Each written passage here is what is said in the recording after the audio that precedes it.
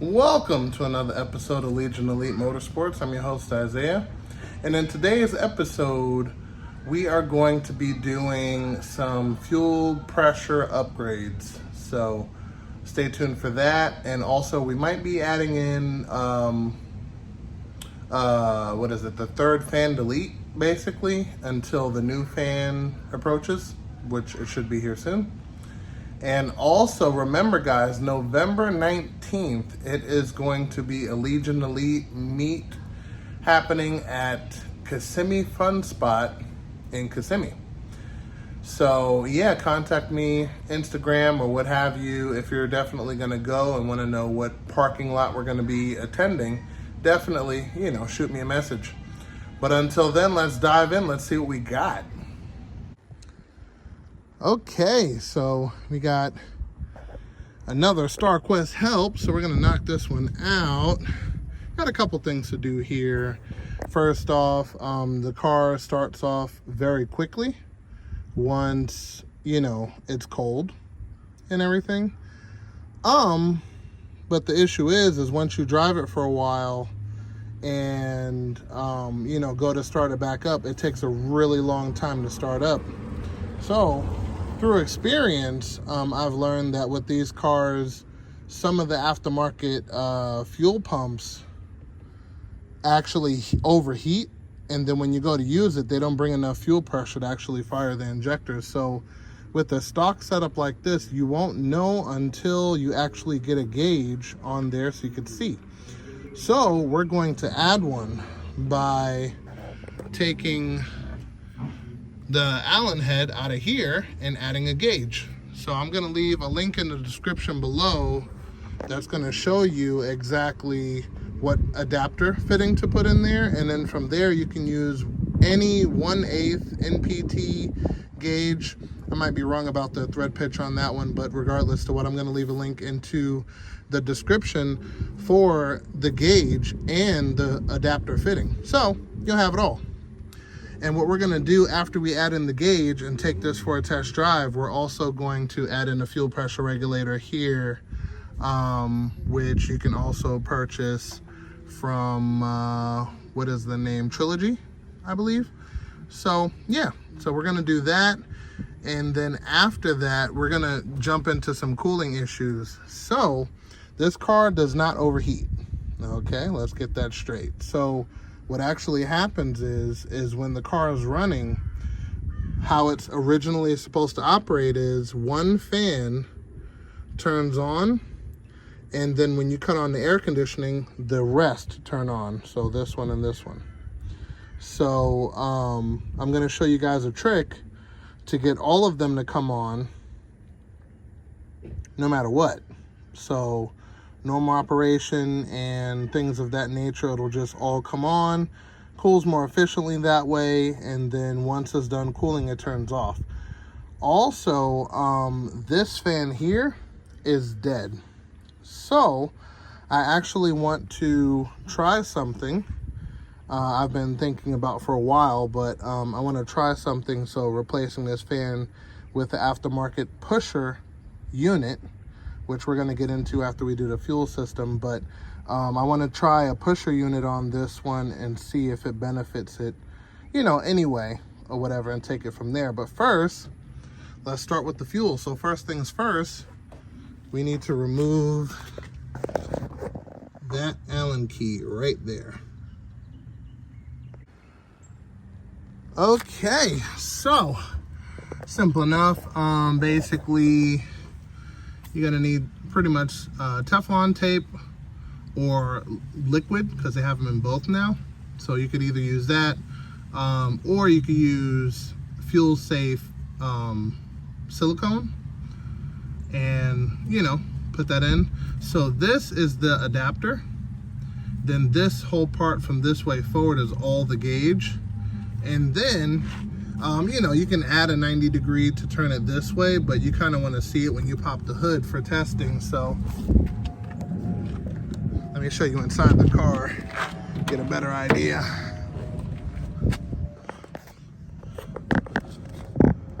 So you can see it right there. and it allows you to go ahead and see what your car is doing without getting up. So a little bit of simplicity with it by aiming it this way. Of course it looks better off camera, but yeah, simplify it like that and you're good to go. So let's see what it does. So normally when you put the car in on position, it's supposed to run the fuel pump, give you some fuel pressures for you to start the car. I've noticed some models actually only give you fuel pressure when you're cranking the car, which delays the actual starting sequence, which prolongs the starting sequence. So let's see what this one does. All right, key in, on position. Nothing. All right, so I'm pretty sure that this one will actually build up fuel pressure when it's cranking. We're not gonna crank it yet. We're gonna give the silicone some time to dry and then we'll crank it then. But until then, we're gonna move on to the fans. Alrighty. Okay, so we're actually gonna replace this fan first before we actually do the trick to get them to run all together. So, easiest way to do this is to actually take this bolt loose for the top, and then there's a bolt down here. Let me see if I could, okay, right here. I kind of can't see it. Wait.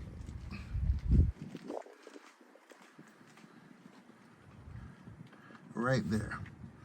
So once you get those bolts off on both sides on the bottom and one up top, should come off pretty easy. So another thing we're gonna do is we're gonna keep this plug, make it as simple as possible.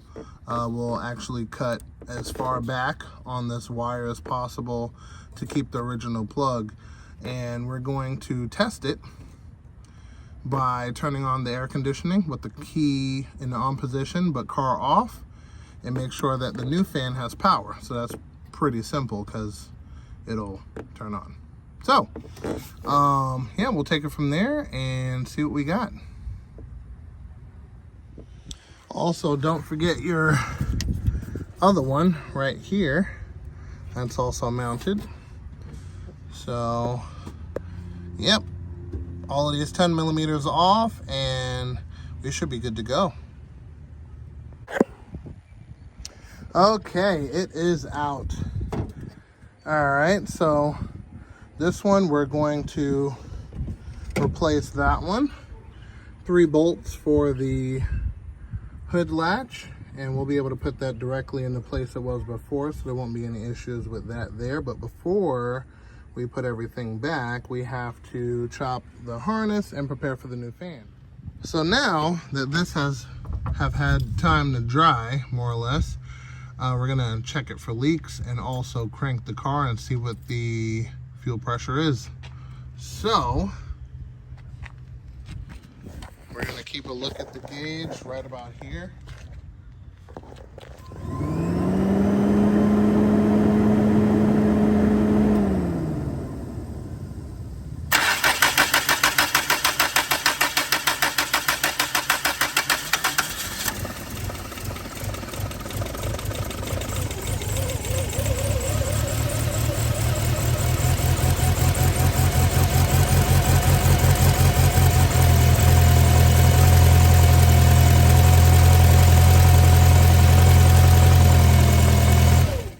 Okay, so that was one of the things that the owner was talking about with the taking a long time to start issue. And yep, so the fuel pressure is just below 40 psi, which is not good. You want to have this thing 40 to 45 because these injectors are known to leak and drip. So to avoid the drip and the leak and the messy idle, you raise the fuel pressure. So what we're gonna do is we're gonna add in a fuel pressure regulator here that's adjustable, and then we'll get base pressure and then take it up from there. So how the new system is gonna work is is going to connect to this piece, which has that zip tie on it. And how this piece works is this ambient pressure. It doesn't have a vacuum or anything on it, but when it receives boost, that's when it builds up pressure on the diaphragm, which raises the fuel pressure. So we're going to connect it exactly like that. I prefer vacuum and then when you hit the throttle, but we're going to go the original route and see how everything pans out. So we're going to take off these. I think these are 8mm. We're going to take that off, and then we're going to put on the Trilogy fuel pressure regulator. So let's get to it. Okay, and we're going to take our 8mm and take this off. Just want to loosen all of them first. There's going to be a bit of fuel that's going to spill, but it's not a big deal. This engine is cold, so it will not ignite. Okay, so that being said, I'm just going to take this off.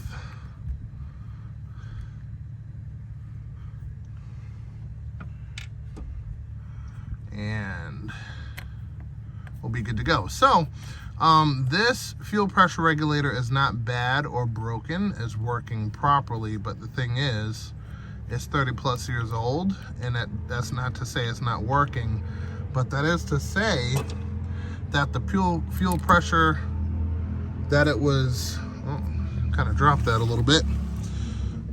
Okay, I see it. So the fuel pressure that is meant to hold from the factory is out of date. So we have to bring it up to what we've learned about these injectors. Now, do you think that the dealer wanted these injectors to drip? Absolutely not. But in order to make them not drip, you have to raise the fuel pressure. So that is what we're doing. Alrighty, just push it. Oh, there we go, a little pop of fuel. All right.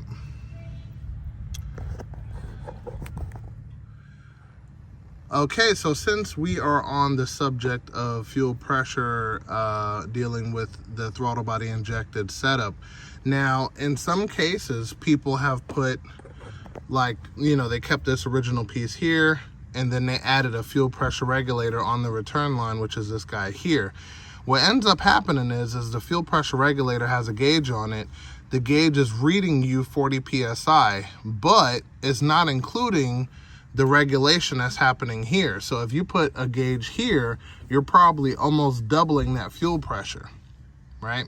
But what I do like about these injectors, the stock ones, is they can take 100 psi, no problem. But, it won't be as accurate in general if you're using a base pressure of 40 or 50 and you think you're running the proper numbers and you're actually not. You're running more. So usually what will end up happening is these old seals will end up breaking, and you'll spray gas everywhere, catch fire. So just be careful with that. You're very, very careful. So anyway, now that we have the old unit off, this is the new unit, and it bolts directly in like so. Boop. And it comes with the Allen head screws to pop it in. Okay, and just like that, everything is connected. I have to push this bottom hose on a little bit more, but it's enough to get the point across. So what you're going to want to do first is loosen your lock nut right down here. Grab your Allen key, get prepared to adjust. Right now, I haven't adjusted anything. I just loosened the lock nut, so we'll be able to adjust. All right. So we're going to start it and see what the base pressure is with the regulator on there. And then we're going to adjust to about 45.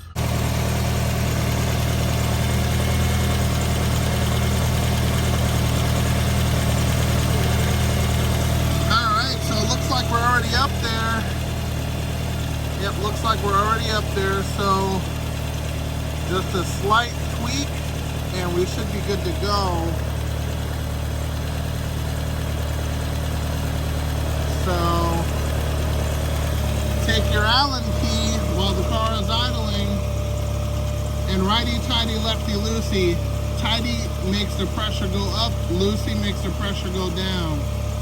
Also, just so you know, these injectors have been tested at 80 psi on the actual test bench or injector tester. So I'm not afraid of squeezing up the psi on this and getting great results. So let's see what we go up to.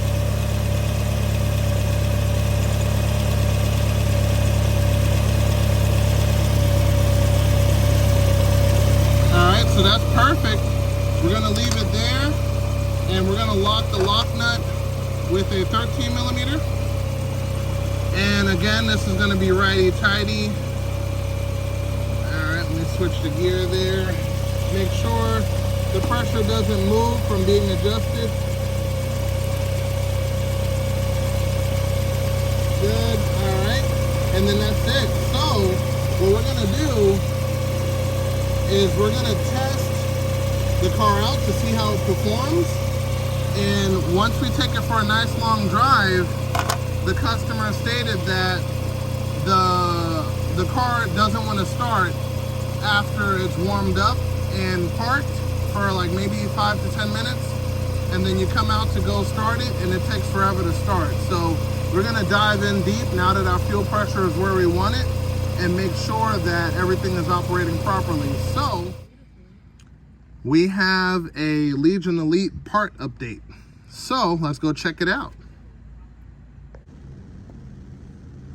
Okay, I put a kit together for you guys so you yourself can have an upgraded oil cooler of your own for your own Starquest. So here it is.